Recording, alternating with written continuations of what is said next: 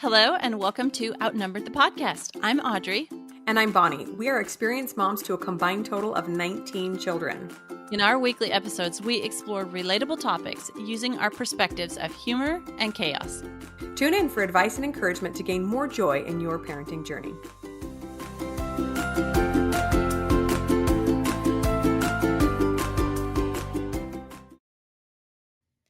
Hey, everybody. Welcome back to this episode, and we are excited to let you know today's episode is brought to you by Let's Make Art. We've dropped a link to them in the show notes, but we just had to tell you more about this awesome company. You guys know how much we love teaching our kids, and art is a huge part of that, although sometimes it can seem really overwhelming to teach your kids art if you're not an artist yourself. So that's where Let's Make Art comes in. They have a ton of kid-friendly supplies, subscription boxes, tutorials, you name it. They have a fully stocked shop with everything you can possibly need to do art with your kids, from videos to supplies to lessons. This is just incredible. And the best part is you don't have to leave your house. It's delivered right to your door. Yes, absolutely. And what I love about it is that they have boxes and tutorials curated by artists themselves. So you get to take a course with an artist online and get all the supplies you need delivered right there instead of going to some art store that you're unfamiliar with and trying to bumble around and get the right stuff. I tell you what, I'm probably going to be elbowing my kids out of the way to be able to do Let's Make Art. Totally. Let's make art simple together. Check out Let's Make Art today by going to our special link, zen.ai/outnumbered the pod. You will get 20% off if you use our special link. That's zen.ai/outnumbered the pod. Hey, everybody. We are back with another episode on helping us get to know ourselves and our kids better. We're really excited to dive into this topic of birth order today. I can't believe that we have been doing our podcast for 3 years and we've never talked about this topic before because it's so fascinating. And Audrey and I refer to it along with other personality traits when we talk about our kids a lot. So yeah, we're excited to do this one. Yeah, this is going to be really fun. First, I wanted to start with a funny little experience. When we first talked about this episode, Audrey said you have to go check out this Instagram account. We'll include it in the show notes, but the handle is TJ_Therian. I think you pronounce his last name. And he does tons and tons of videos, just humorous videos about birth order. And I was dying. Like, I watched it for like 45 minutes, just all his different videos. And I'm texting him to my mom and my siblings, of course, because we're like, yes, that's me.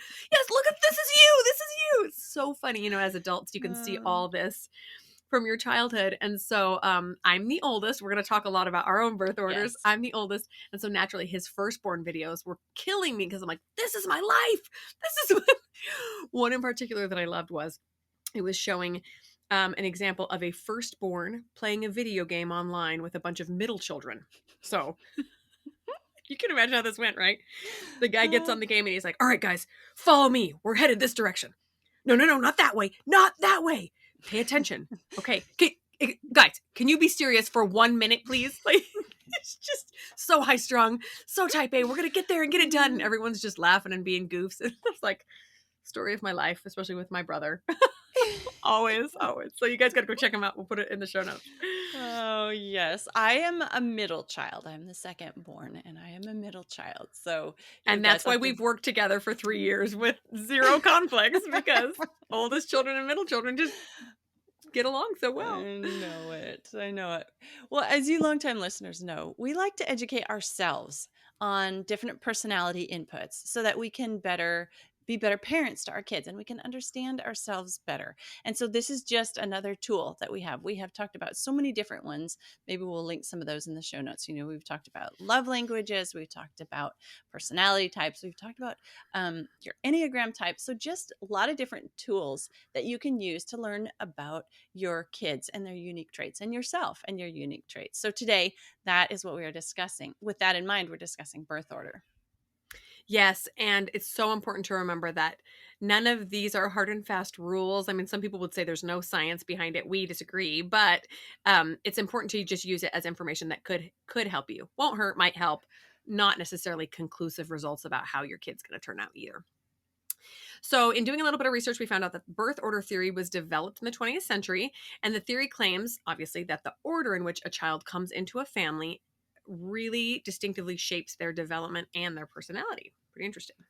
Yeah, it's not the only factor in what makes a person who they are, but it's fun to see the commonalities in our different kids and in our siblings and in ourselves.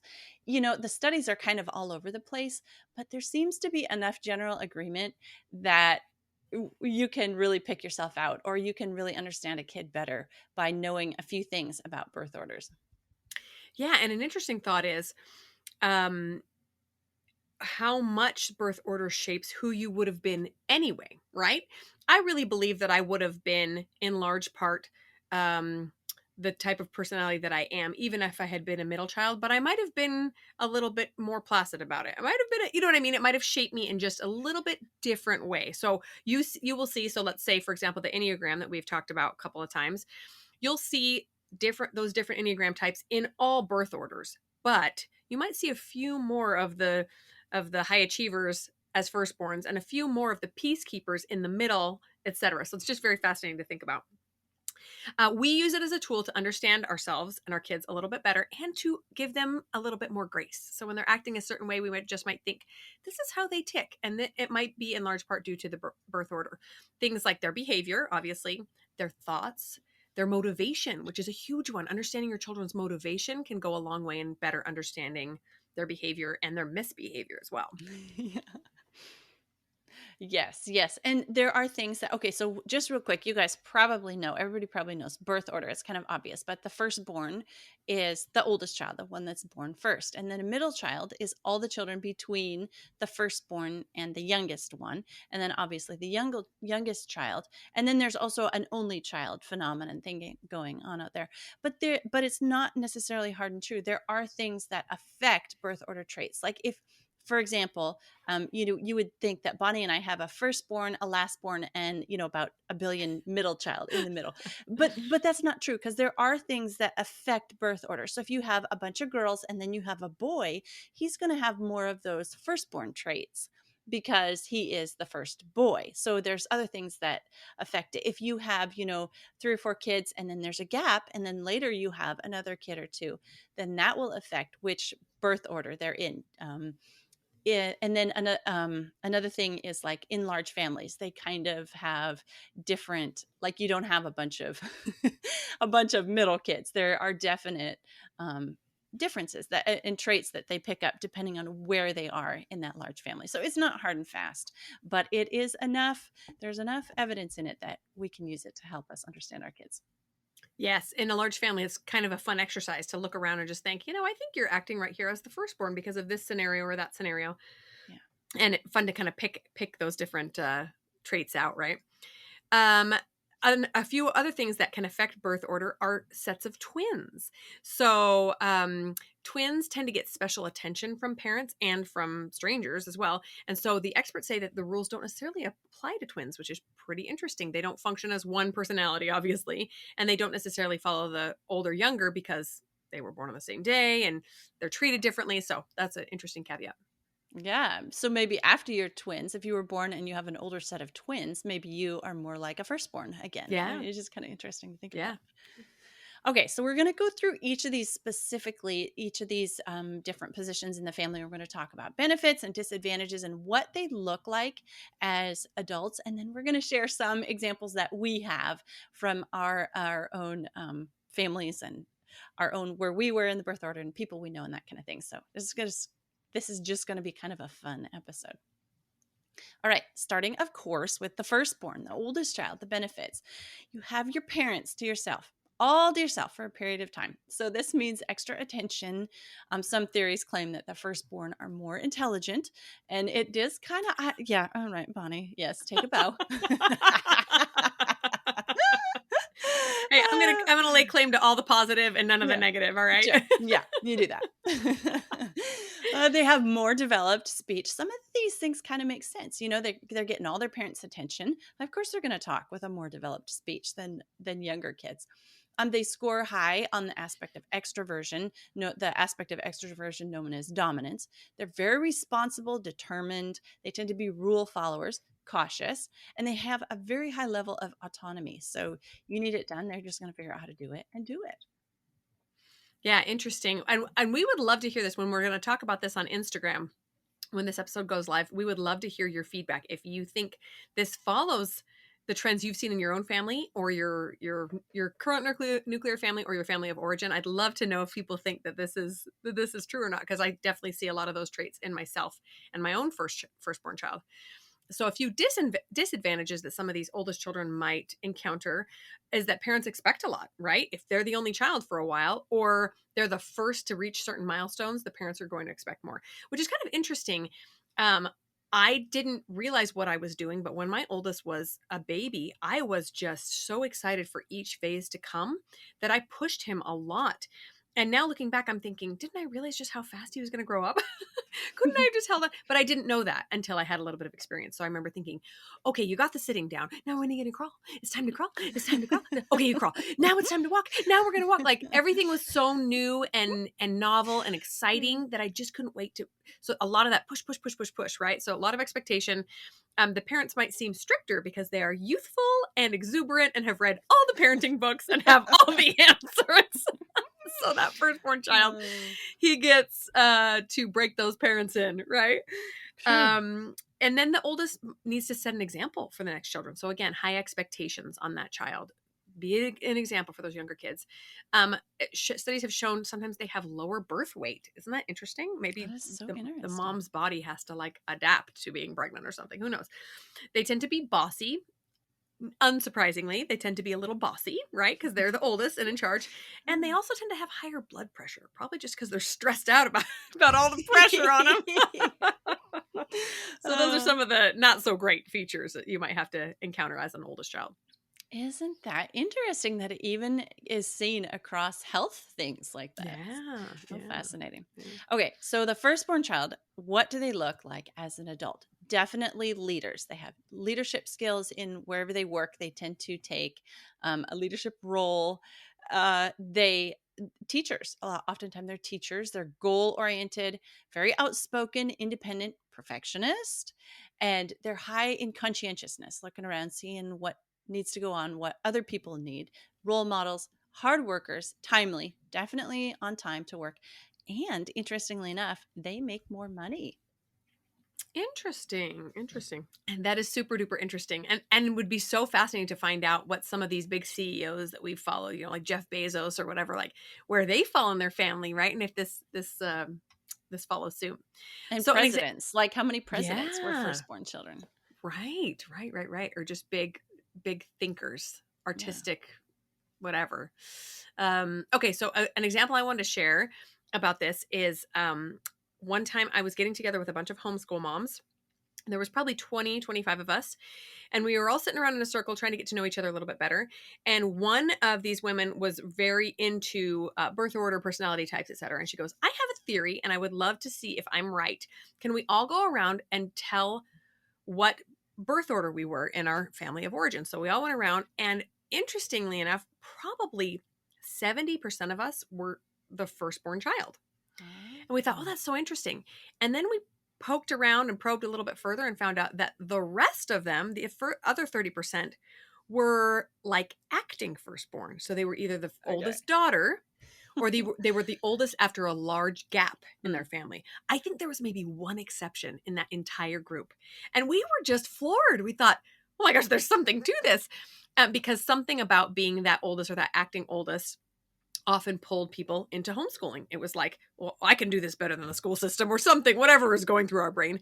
And got them to the situation where we would be in this homeschool group together. So we just thought it was so fascinating, and that we all came from really similar backgrounds.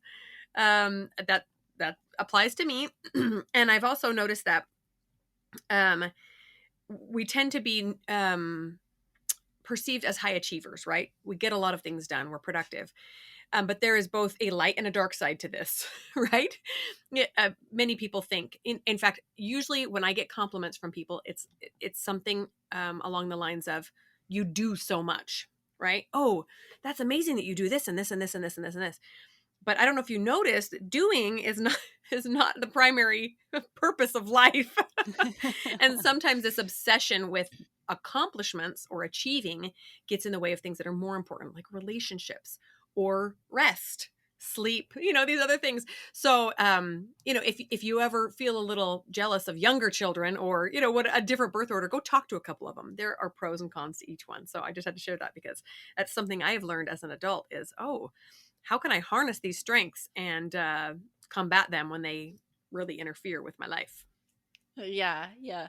So, my husband is not the firstborn. He has 3 older sisters, but he is the first boy. First And son. so he Okay. does have quite a few of the firstborn child traits, which is interesting. Yes. Very And interesting. He was also the youngest child for 12 years before his brother came along. So, interestingly enough, he has quite a few of these oldest traits and some of the youngest child traits, which that is is very very funny. interesting. And interesting that he is an kind of an acting oldest who married a middle child, and Mhm. I am the oldest and also married a middle child. Okay, My okay. husband, he comes from a large family, but he is almost smack dab in the middle and has lots of these middle child traits. So it's so fascinating. Okay, yes, let's talk about the middle child. I'm ready to talk about middle children now. So, the middle child, some benefits are we are peacekeepers. We've got to keep the peace between the oldest and the youngest. We enjoy negotiation and compromise. The middle child relates to people of different ages with ease. They're used to interacting with older and younger, not super have to be just people their age. They are very agreeable, goes along with the negotiation and being the peacekeeper. They have a high level of openness, and that what that means is that they are flexible, like super flexible and adaptive, open to different ideas, diplomatic, nurturing, very introspective, and they can be tentative, and they tend to be more creative types. So all those are middle child benefits. Kind of interesting. Oh yeah, I can see like almost all of those in you. Isn't that fun to explore a little bit? Uh, Okay, so there are a few disadvantages, of course. For middle children, they can struggle to seek out their own specific niche, right? Like where they belong in the family, especially if it's a larger family, and not just oldest, middle, youngest, right? Not everyone has 3 children. To try to figure out where they belong. They can be competitive with an older sibling, right? Or interestingly enough, they actually might rebel and act a little bit more naughty, maybe to get attention. I don't know. Studies have shown they have an increased risk of hospitalization due to avoidable accidents. this this a lot of this might be for the boy uh, middle children, right? So yeah. I we there were 5 kids in my family. I was the oldest and very much an oldest child. The second was a boy, and he was very much had some of these wild boy middle children traits. And it's fun to see, especially in this Instagram account you were sharing, Audrey. He pops up a lot in those middle child traits. I was sending them all to him, cracking up because oh, it's so funny. Um, they rebel, like we mentioned. They try to find a way to get attention. Sometimes humor is a big one. They laugh a lot. They might even struggle with some self-esteem issues. My second child is very much this one as well. The oldest, he lets be the type A high achiever, and he just is he's the class clown of our homeschool class. Yes, I have to make a public apology to my mom because when I was a kid, I used to say, "Well, my older sister's the oldest, so you love her, and my youngest sister is the youngest, so you love her, and my brother is the only boy, so you love him. But here I am. I'm the middle child. I'm nothing. You have no reason to love me."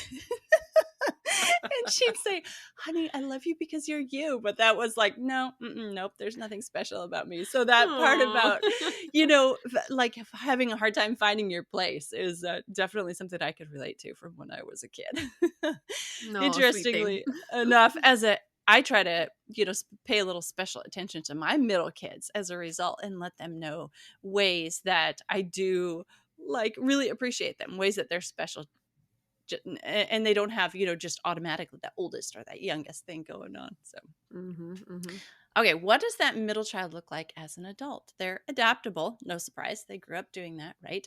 Sometimes they're a social butterfly. They get along, they know how to relate to so many different people. Dreamers, generous, creative, rebellious, competitive, funny, and a great negotiator. So I don't know what kind of careers a middle child might go into. Um, I don't know that, but go ahead. I was going to say probably artistic, maybe speech and debate type of things, maybe Right. attorneys, maybe politicians. Mhm. My brother went into political science, and yeah, I could always see that in him, that he was just a great debater, a great negotiator, great at getting people to see each other's sides. Pretty cool. Few examples of these is that, once again, like we said, these might come out multiple times in a large family. It might originally come out in the second child, and then again later on down the line, as there's another acting oldest and another acting middle. It's just kind of fun to pull them out. They often have a very different personality type than the oldest, as we've seen this. And like I mentioned, my husband and I work really, really well together because he is definitely an acting middle child, and he is more of the peaceful type, who just, he is unflappable. It takes so much to get his goat. In fact, sometimes as a very passionate person, I'm like, would you just get angry about something already? I gave up trying to argue with him years ago because I just have to get something out, and I would just rant and rave, and he'd go, are you done? Can we move on now? And I'm like, come on, let's get a debate going. Let's talk about this. And he just wanted the peace. So it has worked out in our benefit, that's for sure. Yeah. Yeah, sometimes what you'll see when you have multiple middle children is one will be like the negotiator in the family, and then the next one will be like the rebellious The one in the rebel, family. yes, And then totally. the Mhm. next one will be like the funny guy in the family. Yes. So you'll Yeah. get multiple different middle children like trying to find their own role. Yeah. Yeah. And while this will mold our children and ourselves as we grow up, we also have to allow for a lot of change when they leave the home, right? They Yeah. may leave and realize, I was always trying to be the funny guy because I felt like I needed that attention, but I don't really like that anymore, and to kind Yeah. of morph and change, and to not hold your kids to this standard of who they were when they were 10 and 11. And that's hard because that's part of what you love about them, right? But they will change and grow up and morph and become a different version of that fabulous child that you loved when they were little. Yeah, that's right. Okay, moving on to the youngest child, so the baby of the family. It seems like there's two paths that the youngest child takes. They either have a clear journey to success in front of them, their way is paved, they're the baby, everybody's setting things up for them, or they kind of become avoidant, like the artist, the lazy, the still sleeping in their mom's basement at 30 or that kind of thing. Yeah. Uh, but here's more younger child benefits. They definitely have freedoms the older siblings don't have because mom and dad figured out that way of parenting where they were kind of the helicopter parent that really wasn't like totally necessary. And so they backed off a little bit, relaxed a little bit. They're older, maybe more chilled out. Younger children are also creative, rebellious, very outgoing. And one thing youngest children have for them is they're very assured of their place in the family. They're the baby, they're petted. It's kind of this youngest child thing going on. They will never be displaced by a younger sibling. So there's like a confidence that comes with that. They have a reputation for being happy go lucky, usually extroverted. Interestingly enough, they've got other siblings. So always interacting with someone else maybe gives them more tendency toward extroversion, charismatic, and very intuitive. Dang, that makes me want to be a youngest child. That's all kinds of good things. Yeah. There are a few disadvantages, including studies say that they may struggle with mental health during puberty and young adulthood. And I wonder if that's as they grow up and start to find their place in the world, maybe it's a little bit Yeah. less clear, right? Yeah, Then, not being the baby anymore, yeah, having maybe the to world grow is out of not the treating baby. them. Yeah, the world's not treating them like mom and dad did. Yeah. They're like, dang, now what? They are actually more likely to be admitted to the hospital for reasons relating to alcohol. So, sounds like some mental health issues sometimes with those who are younger children. Lower conscientiousness due to fewer responsibilities. So, we can definitely see this happening, right? The children grow up, maybe they have less chores because they're the baby, they get caught a little bit more. And so, maybe they have some higher issues with risk taking, right? They don't learn those lessons early on. So again, not a hard and fast rule, but we see a little bit of that with the younger children. Yeah, yep. So, what does the youngest child look like as an adult when they grow up? They can be a risk taker, very outgoing, a lot of dependency on others. They've kind of grown up, you know, being dependent on parents and other people for their who they are. Persistent, fun loving, charming, easygoing, free spirited, and spoiled. Kind of entitled and spoiled. Like they grew up getting everything handed to them, being the sweet baby. And they can be a little spoiled if there's somebody at your work or coworker, or somebody neighborhood that's just a little acting like the baby of the family. Probably they were the baby of the family. Yeah. Yeah. Yeah. And that can help us understand roles in workplace, right? Like Sure. we get out of our little home and start to work with people and we're thinking, why do you act this way? Oh, maybe that has something to do with it. So I am seeing the pros and cons of being the younger children as I parent my younger children, right? And as I age. So my younger children get parents who are calmer. We are more experienced and more mature, so that's wonderful. We're not all high strung and psychotic like my poor oldest child had to deal with when he was little. But that being said, we are also a lot more tired. And I tend to be less disciplined with things for my younger children. I know that I'm not going to make a big deal about my younger children doing some of the things that I did with my older kids, using potty words or this or that, because I'm just tired. And I know that it's not going Yeah. to be a big deal if the 3-year-old says poopy head. Whereas my oldest, oh, let's get out the soap and vinegar. You are in big trouble, mister. So I think some of that is good. We become a little bit more rational as parents, but we get tired, we get less consistent, less disciplined. And so I think that's where some of the spoiling comes in as well. And then we realize it's our last chance to parent and we don't want to Right. do anything that might harm our chances of them coming home at Christmas. We just want to snuggle them all the time. I know, and especially as, if we're finished having a family and we kind of realize that we're done, we kind of are guilty of hanging on to those last stages. Yeah. Oh, you're still my baby, not Here, keep your binky until you're 5. It's yeah, fine. yeah, yeah, not can you go get dressed while I nurse the baby? It's Right. like, Right. oh, let me help you I'll get do it dressed. for them. Yeah, I'll do No. it. Yeah. Totally. Totally. I kind of feel like we have two youngest in our family because we have a youngest girl and a youngest boy. And they Mm. definitely have a lot of these youngest child traits, both of them, the youngest Hmm. girl and the youngest boy in different ways. So that's kind of interesting in a youngest family. We've got two babies of the family. Yep. Yep. Okay, now moving on to the last category that Bonnie and I know nothing about. So we're basically just depending on research for We're this winging one. it. There is a category of the only child. So an only child is surrounded by adults. These are the benefits. They're surrounded by adults and they mimic their behavior. They're like little adolescent, little adults. They're intelligent, they're creative, they're ambitious, very independent. Yes, and you'll probably see a lot of oldest child traits in an only child and a lot of youngest child traits, but not very often the middle child because those are the ones that are trying to make themselves known. And the only child knows that everybody knows who he is and where he belongs, right? He's the star of the Yeah. show. Yeah. So a few disadvantages for this only child is that the parents tend to be overprotective. They're the only one. They're putting all their hopes and dreams in you, right? They're not going to let anything happen to this child. They tend to be dependent on the parents for support, probably largely in part because the parents want to support them, right? And they have the means. Like you got one Mm, child, all your money right. and time and energy can go into them. Yeah. They're probably not used to sharing. Everything is for them, right? And they may be stubborn or a little bit more set in their ways because they've never had to compromise. Yeah, yeah. I know that I have said we have a couple friends that have just one child and that, we'll be around him and the child's behavior. And on the way home, I'll just say to my husband, oh, what that child needs is a sibling.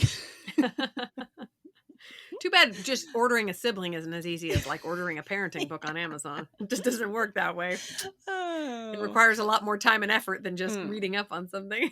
yes, yes. And then you would lose some of those only child benefits. That's true. There's a lot of those too. Yep. Yeah. So, what do they look like as an adult? Very mature, loyal, independent, confident. They're leaders. There is some cautiousness thrown in there. They haven't had a sibling egg them on to go do Something dumb. you name it. Yeah. They're very curious and they're quite sensitive. Not also having had a lot of that sibling, teasing, rivalry, any of that thrown at them, where you kind of learn a lot of this, how to get along with people's skills from your siblings growing up. Yeah, this is an interesting concept that of challenges being something that strengthen us and make us a little bit more resilient, right? I'm reading a book right now called The Coddling of the American Mind. Fascinating. Highly recommend it. And they are talking about one example is the fact that peanut allergies are on the rise and have been for probably 20 years or so. And that it actually came about because families, parents, teachers were instructed to start restricting peanuts from children because they were seeing a slight rise in allergies. And what happened? The allergies spiked because then the immune systems were not able to say, oh no, this peanut protein is actually not a danger. Do not freak out, right? So consequently, an only child might not have some of these same challenges that come from a sibling being a total jerk to them, right? So this is something that can really help those of us who have multiple children to understand it's okay. Like, yes, they'll get teased and beat up and made fun of by each other, but they'll also have each other to rally around, and they will, gain resilience, whatever. And then some of the pros to being an only child is they can go out and get that from friends. They can have a lot more probably sports and being out in the real world than those of us that are stuck at home with kids. So it's just an interesting concept of those challenges being what make our children stronger. Yes. Okay, I have noticed that everyone likes to think that only children are just always spoiled and entitled.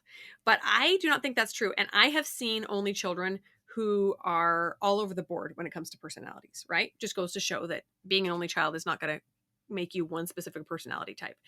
I think it is a combination of who the child is innately outside of their nurturing environment, in combination with how they're parented. And some parents are very indulgent with an only child, and some are not. Some are very conscious that they don't want their child to be spoiled, and so they are very conscious of giving their child those challenges that they need to succeed. So, if you've got an only child and you're worried about that, it's not a foregone conclusion. You get to control a lot of that through your parenting as well.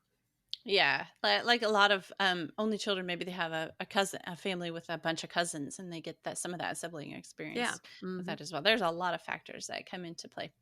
So, studies done on how birth order affects many different types of life. They're just kind of fun to look into. Like if you are really noticing or maybe struggling with a child and trying to deal with them, they have shown there's studies that show how birth order affects health, how it affects careers, how it affects economic status, finances, relationships, all that kind of thing. So they're like we're just kind of grazing the surface here, picking and choosing some of the most common things, but you can dig in a lot deeper and find a lot more information about birth order out there.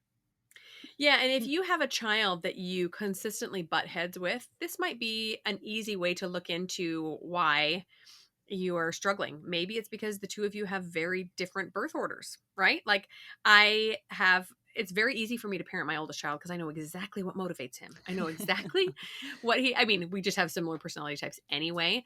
But some of my younger children, my middle child, and I'm saying my second because he's got a really strong middle child tendencies. He's harder for me. He's so enjoyable, but I don't really know what makes him tick because it's not the same as what makes me tick. So that can really, really help you figure out some of those underlying issues with kids that you don't get yet. Yeah, yeah. And another thing to watch for is if you're having trouble with a child, look into yourself and say, Mm, is there something from one of my siblings that just like hasn't maybe resolved itself yet yeah. that I'm seeing? Oh, you remind me of my younger sister or of my your older sister or of my, middle brother or whatever it is. And I really struggled with that. And so then maybe you're projecting that onto your child. So it's good to look into yourself too and see how your experience in your bir- family of origin is affecting your nuclear family. Yes, I love that you brought that up. I actually have several older, retired age people in my life who still struggle with some issues that were created by sibling rivalries. And not to put undue pressure on those of us that are raising children, but to do everything we can to help them resolve that at an early age before it kind of cements into a resentment that lasts for years and years, because that can really damage kids, even self-esteem as as they become adults and beyond. So anyway, just a side note about that. There's these families are tricky sometimes. We got to work at them. We're also going to include in the show notes a fun article on how birth order affects marriage, like we've mentioned a little bit here, and friendships too. You might start picking out of your friends, oh yeah, interesting how she is a middle child and we get along so well, or she's a youngest, or I've noticed that the things that frustrate me about this friend are maybe the things that are different from me, or the things you love about them, right? Because All right. they're so much different from you. Pretty cool. Yeah, yeah, that article is fun because it shows like if you're a middle child and you're married to a youngest child, you know what it explains different things about the What your relationship. challenge is, or Yes, yeah. yes, yeah. Okay, so just once again, we want to say that you guys, this is just a tool that you can use. It's not hard and fast, any of it. There's tons of other inputs that cause us to be the way we are and our kids to be the way they are. But it is a tool that we can use to look at our kids and say, yep, yep.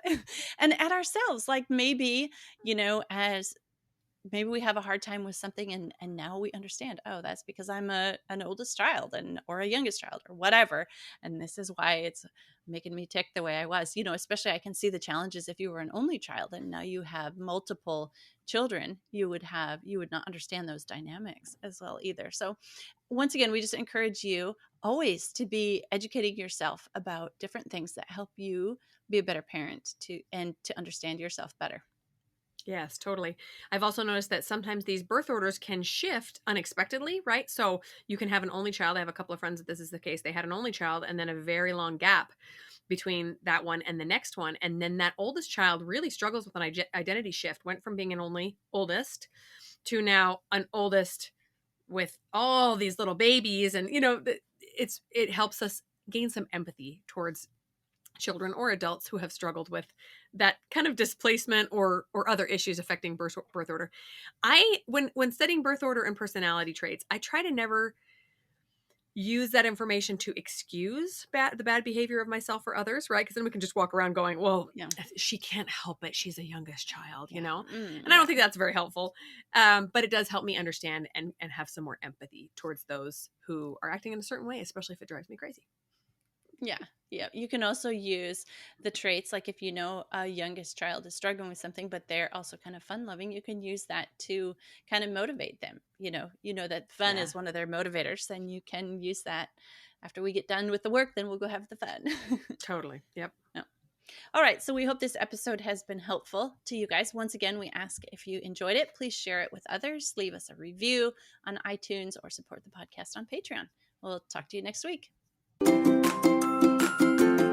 Thanks for listening, friends. Click the link in the show notes to subscribe to our email and never miss another episode. Show us some love by leaving a review on iTunes or sharing the podcast with a friend. Thanks for all your support. We'll talk to you next week. I'm off mute now, right? Sorry, I was trying to mute myself Yeah. for a sec. Couldn't see my dang button. You raise your hand. Yes, Bonnie. That is so interesting. Wait.